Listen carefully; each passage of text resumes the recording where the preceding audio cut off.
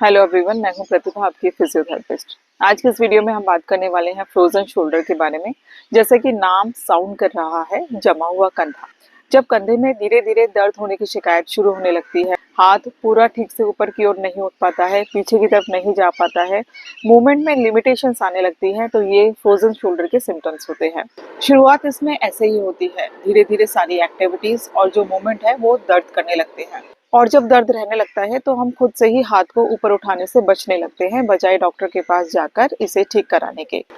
तो कोई मूवमेंट ना होने की वजह से क्या होता है कि जो कंधे के आसपास जो मांसपेशियां हैं और जो लिगामेंट्स हैं वो कमजोर पड़ने लगते हैं। और वीक होने से क्या होता है कि एक्टिविटीज और ज्यादा लिमिट हो जाती है और फिर ये कंडीशन प्रोग्रेसिवली बढ़ती चली जाती है।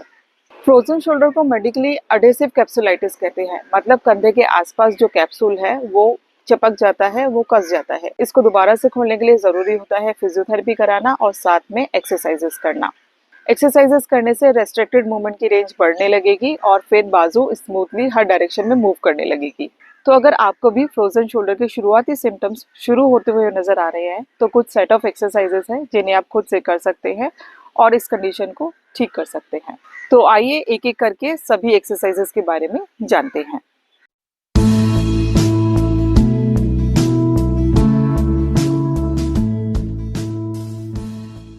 सबसे पहली एक्सरसाइज में आपको सीधा बैठना है, एक स्टिक को हाथ में पकड़ना है और फिर कोहनियों को सीधा रखते हुए बाजुओं को ऊपर की ओर लेकर जाना है। जहां तक आप लेकर जा पा रहे हैं वहां तक लेकर जाइए और फिर 2 से 3 सेकंड रोकिए और फिर से वापस नीचे लेकर आ जाइए।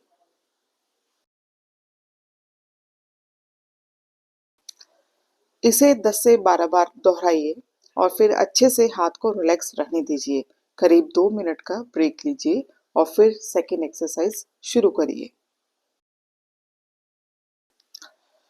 सेकेंड एक्सरसाइज में टॉवल का लंबाई में रोल बना लें और फिर नीचे के सिरे को उस हाथ से पकड़िए जिसमें दिक्कत है। इसके बाद इस तरीके से ऊपर वाले हाथ की कोहनी को धीरे धीरे सीधा करते हुए ऊपर की ओर लेकर जाइए। ऐसा करने से अफेक्टेड शोल्डर पर भी मूवमेंट आता जाएगा। ऐसा करते समय दर्द तो महसूस होगा, लेकिन जब तक एक्सरसाइज नहीं करेंगे तो शोल्डर जॉइंट जो जाम है वो खुलेगा भी नहीं, रेंज ऑफ मूवमेंट भी नहीं बढ़ पाएगा। तो दर्द को थोड़ा टॉलरेट करके एक्सरसाइज को जरूर करें। इस एक्सरसाइज को आप 8 से 10 बार जरूर दोहराएं और बीच बीच में ब्रेक जरूर लें। आते हैं अगली एक्सरसाइज पर। ये पुली एक्सरसाइज की तरह है जो क्लिनिक्स में फ्रोजन शोल्डर पेशेंट को हमेशा करवाई जाती है। अगर आपने कभी भी किसी भी जॉइंट के लिए कभी फिजियोथेरेपी कराई है तो आपने ये क्लिनिक्स में जरूर देखी होगी। इसे घर पर भी आप कर सकते हैं थोड़े से मॉडिफिकेशन के साथ। जो पर्दे की रॉड होती है उस पर आप एक दुपट्टे को ऐसे लगा दें और फिर दोनों हाथों से ऐसे पकड़ लें। इसके बाद आपको एक तरफ से कपड़े को नीचे करना है तो दूसरी ओर हाथ अपने आप ऊपर की ओर जाएगा। हाथ को वहां तक ऊपर जाने दें जहां मैक्सिमम खिंचाव कंधे पर महसूस हो पाए। यहाँ कुछ सेकंड्स रोके और फिर हाथ को नीचे ले आए। इसे 20 से 25 बार करें। अगर ज्यादा भी करना चाहते हैं तो आप कर सकते हैं।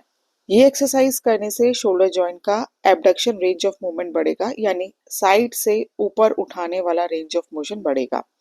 आगे से उठाने वाले मूवमेंट को बढ़ाने के लिए आपको दूसरी एक्सरसाइज करनी है जो है वॉल लैडर एक्सरसाइज। इसके लिए दीवार के सामने खड़े होकर हथेली को सपाट दीवार पर रखें और फिर धीरे धीरे आगे जाते हुए हथेली को भी ऊपर सरकाते हुए जाएं।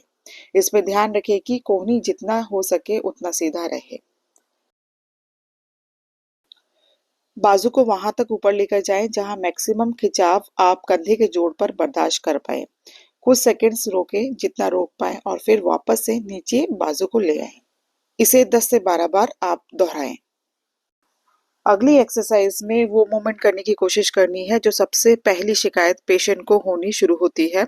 वो है बाजू को पीछे न ले जाने पाने की, कंघी न कर पाने की, पीछे पॉकेट से पर्स ना निकाल पाना। तो इसके लिए आप दोनों हाथों को ऐसे पीछे पकड़ लें और फिर ऊपर ले जाने की कोशिश करें। फ्रोजन शोल्डर पेशेंट के लिए ये होम एक्सरसाइज करना मुश्किल होता है क्योंकि इसमें शोल्डर जॉइंट पर मीडियल रोटेशन हो रहा होता है जो फ्रोजन शोल्डर में अफेक्ट होता है। फ्रोजन शोल्डर में सबसे पहले लेटरल रोटेशन अफेक्ट होता है, यानी बाजू को बाहर की तरफ घुमाना। फिर एबडक्शन इफेक्ट होता है, यानी बाजू को साइड से ऊपर उठाना। फिर एंड में अफेक्ट होता है मीडियल रोटेशन, यानी बाजू को अंदर की तरफ घुमाना। तो इस पैटर्न में मूवमेंट अफेक्ट होता है।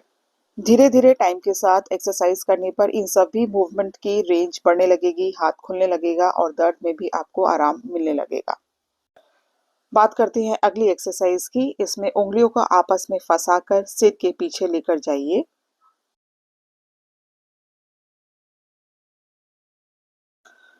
और फिर दोनों कोहनियों को दूर ले जाते हुए फैलाइए। जितना मैक्सिमम स्ट्रेट कर पाए उतना करें। कुछ सेकंड रोककर वापस से कोहनियों को मिलाने की कोशिश करें और फिर से बाहर फैलाएं। ऐसा 10 से 12 बार करें। आते हैं लास्ट एक्सरसाइज पर। इसमें आपको इस तरीके से दोनों बाजुओं को गोलाई में घुमाना है, 10 बार क्लॉकवाइज और 10 बार एंटी क्लॉकवाइज। इसमें जनरली एक्सरसाइज करते समय पेशेंट की जो गर्दन है वो आगे की तरफ झुकती चली जाती है। पेशेंट को भी पता नहीं चलता है, लेकिन आप ध्यान रखें गर्दन सीधी रहे और हाथों को जितना मैक्सिमम फैलाकर आप घुमा पाए उतना करें।